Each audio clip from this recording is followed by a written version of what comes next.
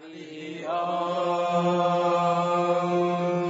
Sahana Bhavatu Sahana Bhunaktu Sahaviryam Karavavahai Tejasvinavaditamastu ma vidvishavahai.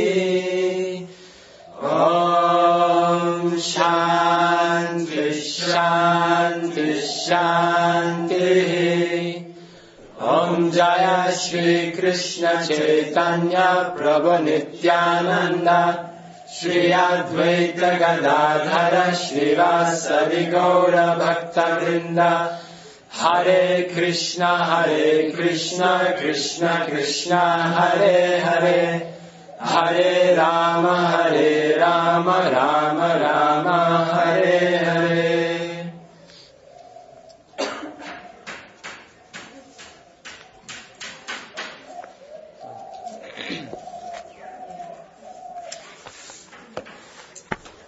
So how was the vacation? You like it?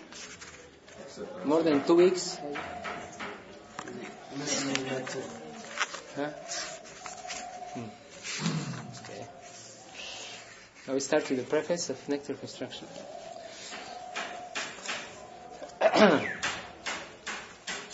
The Krishna consciousness movement is conducted under the supervision of Srila Rupa Goswami. The Gaudiya Vaishnavas or Bengali Vaishnavas are mostly followers of Sri Chaitanya Mahaprabhu, of whom the 6 Goswamis of Vrindavan are direct disciples. So here, Prabhupada says direct disciples. And usually when we hear this, we think of Lord Chaitanya initiating the 6 Goswamis on a special yagya, with giving them kantimalas and japamalas and names. But here, Prabhupada speaks about Bhagavat initiation, which means initiation on the spiritual platform, because these are liberated persons. And the important thing is the shiksha, the instructions. So, this is the active principle. Like you have a medicine and you have the active ingredient that actually cures the disease. In our process, this is the shiksha, or the instructions of the guru. So when we have the yagya, this is called Pancharatric initiation. When we have all these ceremonies, this is just to ensure that the conditioned nature of the disciple is addressed. Because usually we are not able just to function by hearing the instructions once, and then just continue follow these instructions for the rest of our life. We need some stronger impressions, samskaras in our minds. Therefore, all these ceremonies of initiations are made like this. They make these deep samskaras, and in this way, everybody also sees the initiation. All the Vaishnavas, they see that, okay, now you're a disciple of this guru, so that in the future, if you change your mind and you say, well, now I want to go to this guru, then everybody will say, no, but you just took initiation from this guru, you're a disciple of this guru, you cannot just run away now to another guru. All these things are made to address the conditioned nature. Otherwise, on the liberated platform, the element of shiksha is, usually this is enough. And we can see in the Bhagavad Gita, in this list of gurus in the beginning, you can see that most of the time it is the shiksha connection there that is prominent, not the diksha one. I think only the Bhaktisiddhanta giving diksha to Srila Prabhupada, this is the diksha line there. Otherwise, mostly you have shiksha, which proves that this is the important element. And Jiva Goswami also mentions that accepting the instructions and following them, this is the real initiation. This is diksha. And what are these instructions? What is the active principle of the shiksha? it is transmission of Sambandha Gyan, Abhidaya Gyan and Prayojana Gyan. That means the Guru imparts knowledge about the soul, the position of the living entity, who is God, what is the relationship between the Jiva and Krishna, and then what is the goal of life and how to attain this goal. This is Shiksha. So this is our parampara. It's called Shiksha Parampara in this sense, because this is the most important element. We can see also some of our acharyas, like for example Baladev Vidyabhushan, he is very prominent in our line, but officially, formally, he took Diksha from the Madhvas, another line. But then later on he was converted into Gaudiya Vaishnavism by Radha Govinda, and then he's in the list of our acharyas. His disciple, Shiksha disciple of Vishwanath Chakravarti Thakur. And many other examples like this.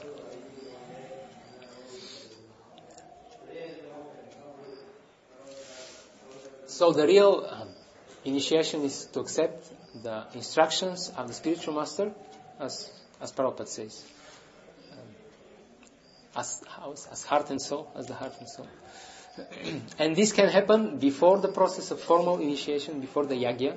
It can happen during the yagya, it can happen after the yagya, or it might not happen at all. Unfortunately, it happens that it doesn't happen.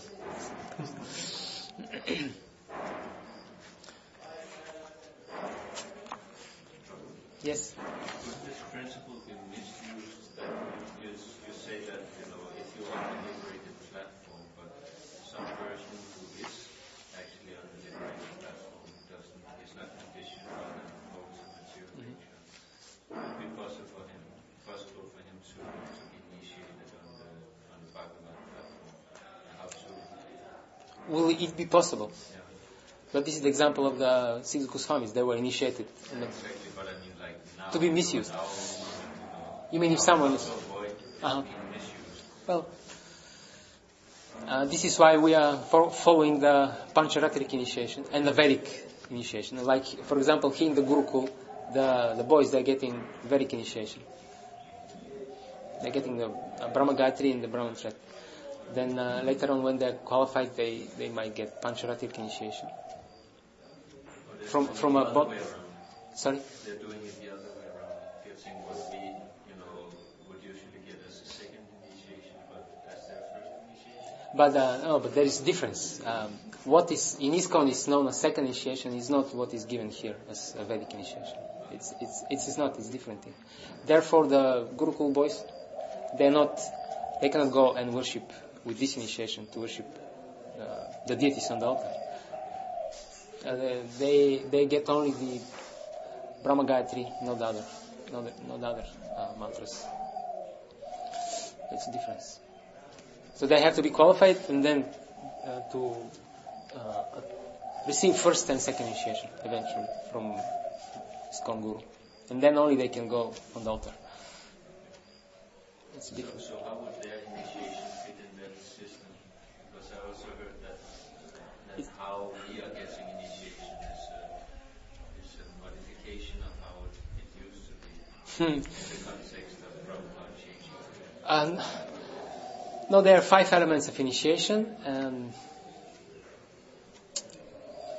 I'm not sure if I'll be able to list them all, but like the Urdhva Pundra, the Tilak, the Tapa, which is this thing, the Kantimala. Urdhva Pundra symbolizes that the way towards liberation, towards the spiritual world. That's why there are 2 lines going up, and we don't use this Shaivite Tilak. It's mentioned in Nectar of Devotion that one shouldn't use it, because that means Bhurbuvar Svar, the 3 planetary systems. And then this thing, which signifies that the material world is a place of misery and suffering. Kantimala. And then the mantra, Nama, the name, and Yaja, Yagya, which is what? worship. You get the mantras for worshiping the Lord. Like the worship or The Bija mantras, the Mula mantras for worship. not sure too. But anyway, there are 5 elements, and in ISKCON we get the first 2, and then the first 2 elements we get during the first initiation, then the rest of them we get during the second. They're just separated in 2. But about all these things, you know who you should ask, and you will get proper answer. Is that okay? Yeah. Okay. Can you hear that over there?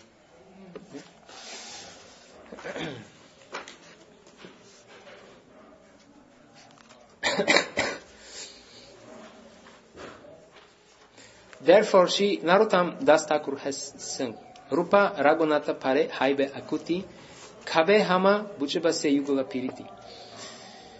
When I am eager to understand the literature given by the Goswamis, then I shall be able to understand the transcendental loving affairs of Radha and Krishna. Sri Chaitanya Mahaprabhu appeared in order to bestow upon human society the benediction of the science of Krishna. So note here, the benediction of the science of Krishna. Usually, at least in my mind, when I need this word benediction, I expect the next word to be something like something emotional. The benediction of pure love and spiritual emotion like this. But here, this is the benediction of the science of Krishna. Srila Prabhupada often emphasized that this is the scientific process. And also, like Rupa Goswami in the beginning, actually the subtitle of the Bhakti Rasamrita Sindhu is, what is it? You know? The full science. Complete science of Bhakti. Complete science of Bhakti. Again, science. So it is not sentimental. It is science. That means it works according to rules, strict rules. And if you apply the rules properly, you will attain the result.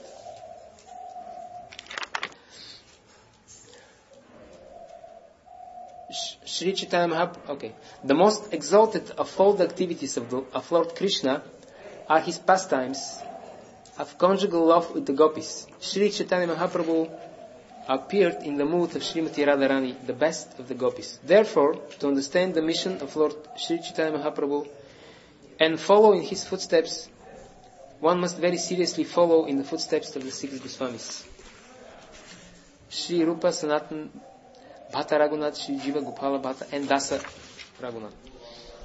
Again here, in support of the previous point about the science, if you notice here, Srila Prabhupada is using perfect logic to establish why we should take shelter of the 6 Goswamis. Because, first of all, he establishes the prayojana. The most exalted of all the activities of Lord Krishna are his pastimes of conjugal love. So this is the prayojana. This is the goal. Sri Chaitanya Mahaprabhu appeared in the mood of Srimati Radharani, the best of the gopis. Now we have already the best of these exalted devotees, Srimati Radharani, in the form of Lord Chaitanya. Therefore, to understand the mission of Lord Sri Chaitanya Mahaprabhu, which means to attain prayojana, to understand the mood of the gopis, one should follow in his footsteps, and following his footsteps, one must very seriously follow in the footsteps of the 6 Goswamis.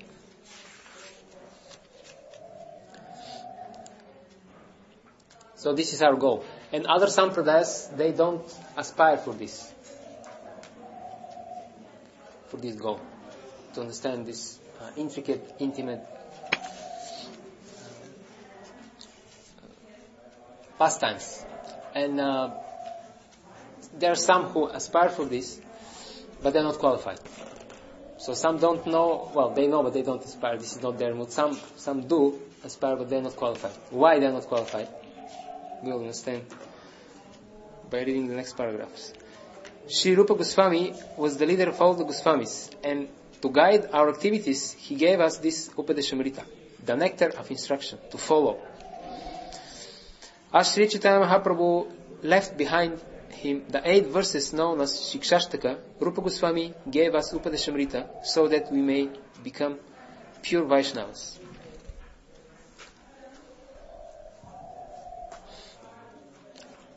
in all spiritual affairs, one's first duty is to control his mind and senses. Unless one controls his mind and senses, one cannot make any advancement in spiritual life. Any advancement. Everyone within this material world is engrossed in the modes of passion and ignorance. One must promote himself to the platform of goodness, Sattva Guna, by following the instructions of Rupa Goswami.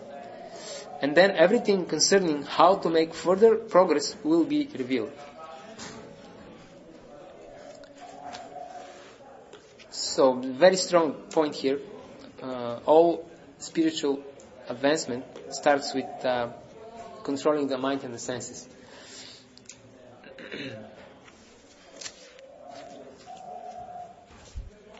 And Srila Prabhupada says, it is not possible to make any advancement without this.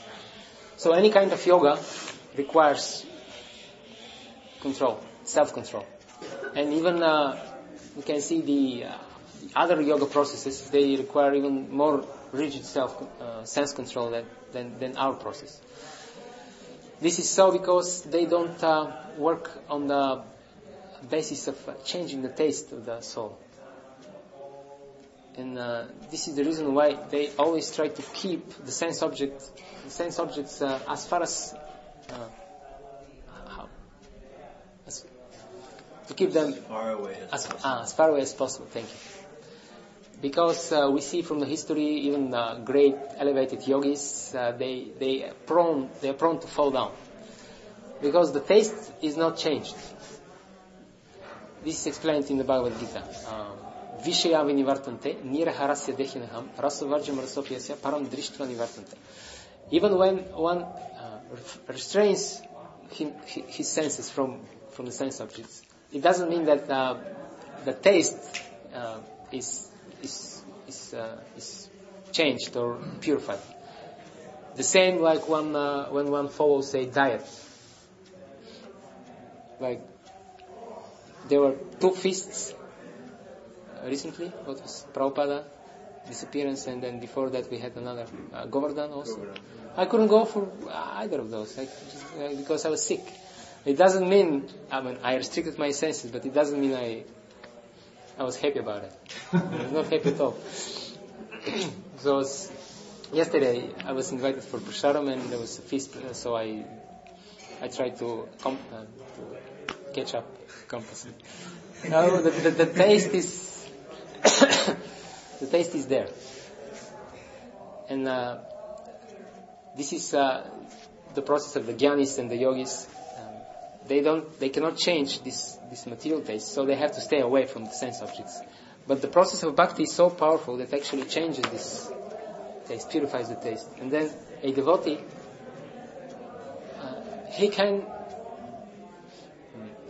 stay in environment of sense objects around him that are attractive to the senses, but still he won't be using these sense objects for personal sense gratification. He'll be using them for service of Krishna. This is the reason why in our school it is allowed to get married, and in these other schools it is not. You cannot be mystic yogi if you are married, or you cannot be strict follower of Shankara if you're not sannyasi. You have to be. Or technically the same with the Buddhists. You have to be monk. But the process of bhakti is so powerful that it doesn't matter. You can be married and advance very nicely, because it is very powerful. Yes? Clear?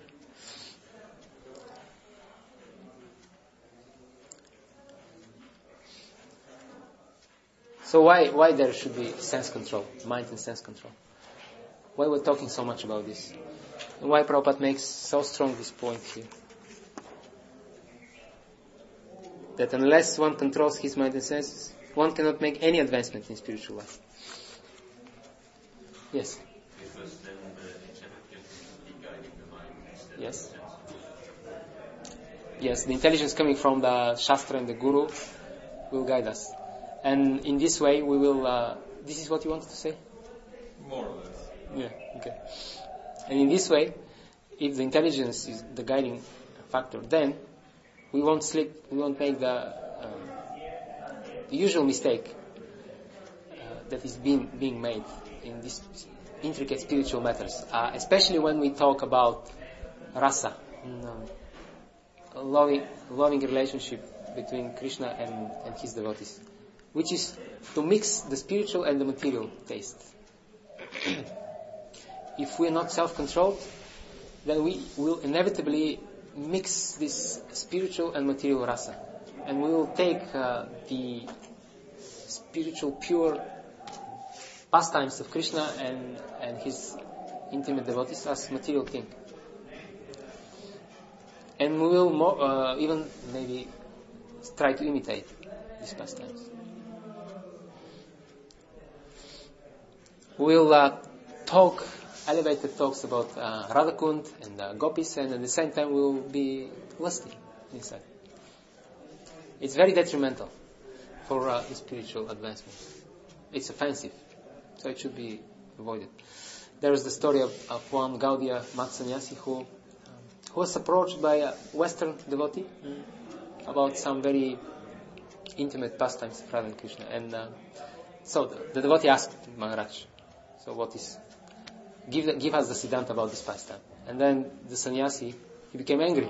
He said, you are still looking women with lust, and you ask this type of question. You're a rascal. And there are also people who, because here, as we mentioned, the prayojana was established. We try to understand the mood of the gopis and Krishna. This is the goal. And some people say, well, in order to understand this, we have to. What do we have to do? We have to practice it. We have to have our own parakya relationships. And only otherwise, how you understand this? How you understand the mood of the gopis and the Krishna? You have to experience it. It sounds logical and clever, seemingly. But what is the fault? It is not following, but imitating. It is, and it's not in line with what acharyas say. Srila Prabhupada says, to understand this, we have to follow strictly in the footsteps of the Sikh Goswamis and to study the literature. He doesn't say we have to have our own, relationships. Rasalila.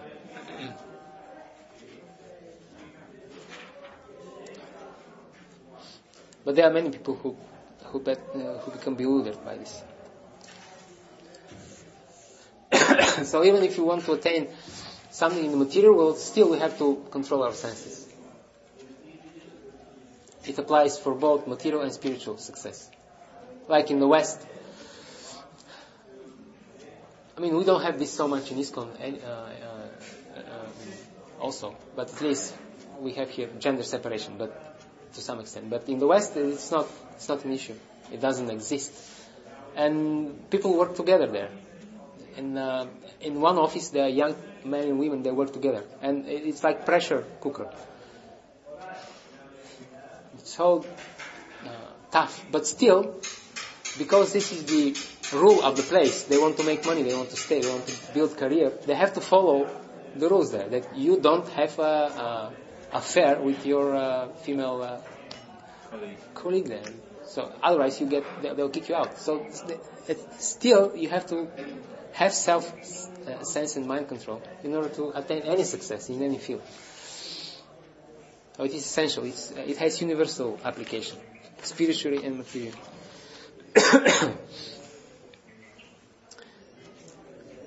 Advancement in Krishna consciousness. Okay. So here, one must promote himself to the platform of goodness, sattva guna, by following the instructions of Rupa Goswami. And then everything concerning how to make further progress will be revealed. One must promote himself to the platform of goodness. That means we should try to associate as much as possible with the mode of goodness. Like, for example, everything in this material world is colored by the modes.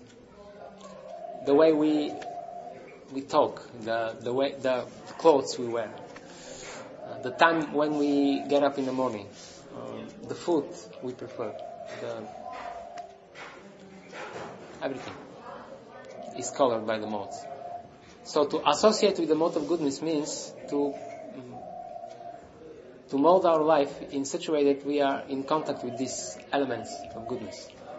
Like if you get up in the morning early, then you associate with the mode of goodness, because this is the part of the day that is which is controlled by the mode of goodness. And the food, the dress, everything has a profound influence on our consciousness. So it's not just an external thing. It might look external, but all these externals, they have influence on the internal life and development of the devotee. And everybody, not only the devotee. And then, but how do we actually cultivate this mode of goodness? How do we do that?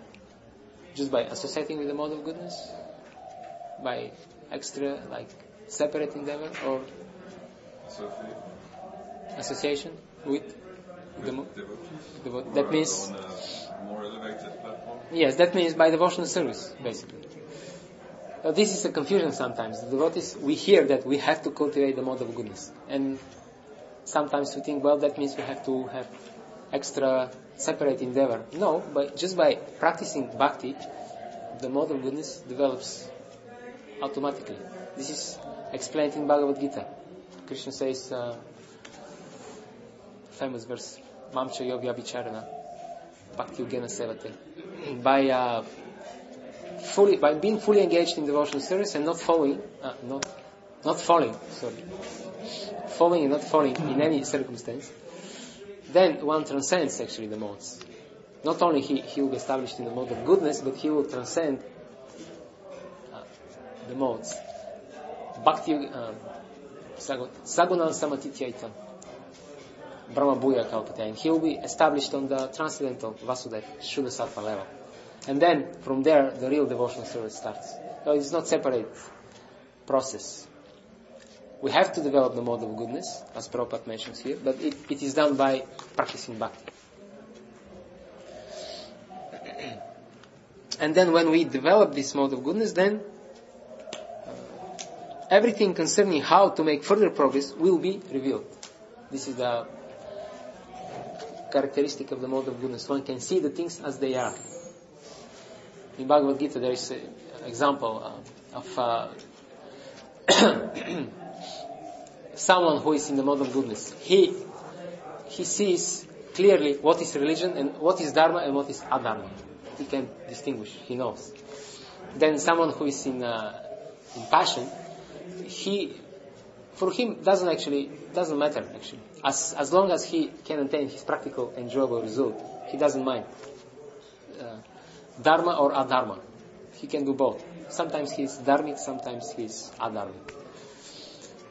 And for the person in tamas, he accepts dharma as adharma and adharma as dharma and dharma as adharma. That means he will always make the wrong choice. For the person in rajas, sometimes he will be wrong, sometimes he will be right.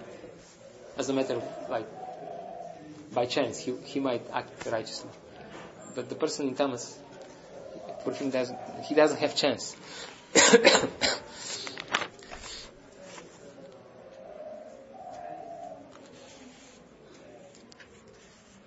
Okay.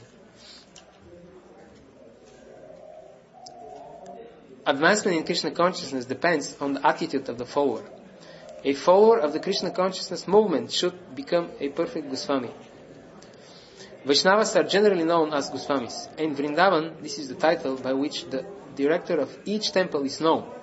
One who wants to become a perfect devotee of Krishna must become a Goswami. Go means the senses and Swami means the master. Unless one controls his senses and mind, one cannot become a Goswami.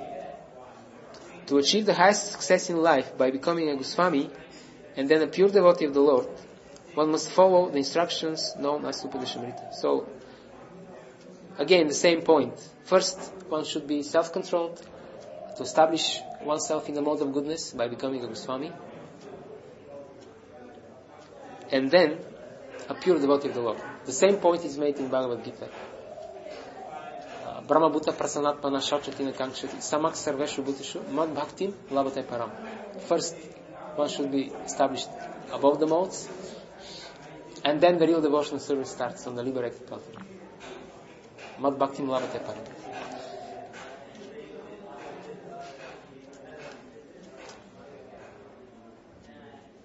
Srila Rupa Goswami has given many other books such as Bhakti Rasamrita Sindhu, Vidagna Madhava and Lalita Madhava, but Upadeshamrita constitutes the first instructions for neophyte devotees. One should follow these instructions very strictly. Then it will be easier to make one's life successful. Hare Krishna. So advancement in Krishna consciousness depends on the attitude of the follower. It doesn't depend on how sharp you are, how intelligent, how many material qualifications you have. It depends on attitude. What does it mean that it depends on attitude? Yes. Probably means that you should focus on yourself instead of look externally. Focus internally. Focus internally?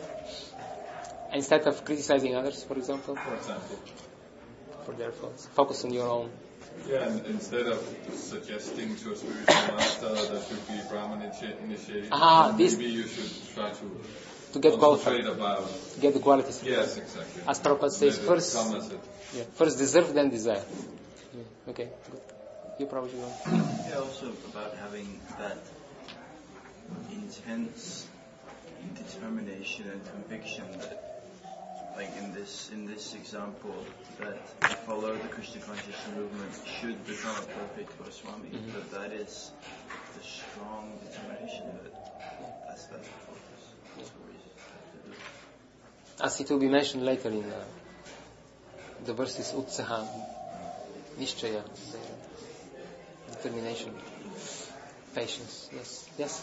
And also to accept the spiritual masters as your life also. Yeah. Was the essential point of Prabhupada. Yeah, this famous purport from Gita, Vishwanath Chakravarti Thakur, Prabhupada liked so much. Yeah. Yes. Very good points. So basically it means to be sincerely, to have sincere desire to please Krishna. And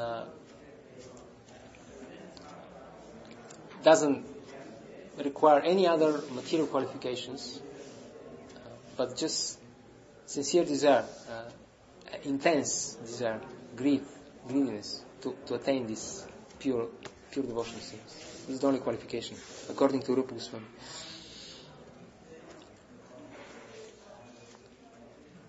And then when this is done, then Krishna in Bhagavad Gita he says, Yoga Kshema Vahami. I keep what you have and I supply what you require.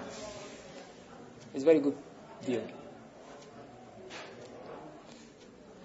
Because we can see even in the karmic society, it is not that the karmis are not qualified or not intelligent in material sense.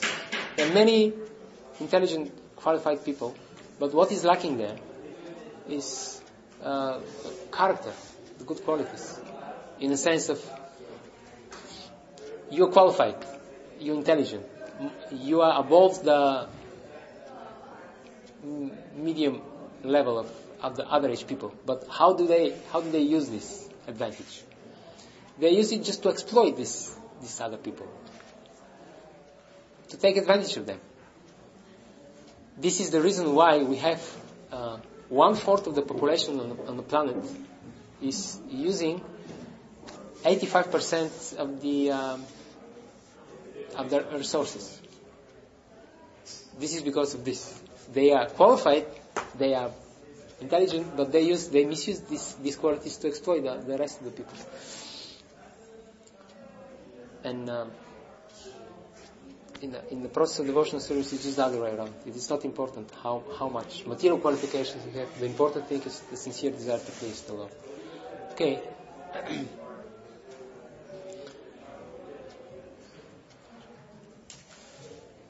7. You tired? After 4 classes? Yes. Should be. Okay, we'll stop here. So please read the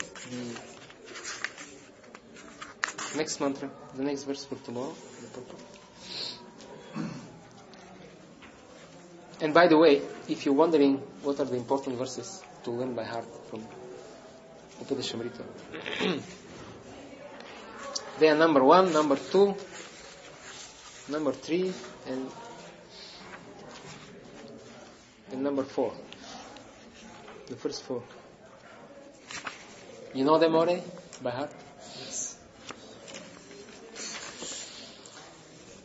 Om Hare Krishna, Krishna Krishna, Hare Hare, Hare Rama, Rama Rama, Hare Hare. Shri Prabhupada ki jai.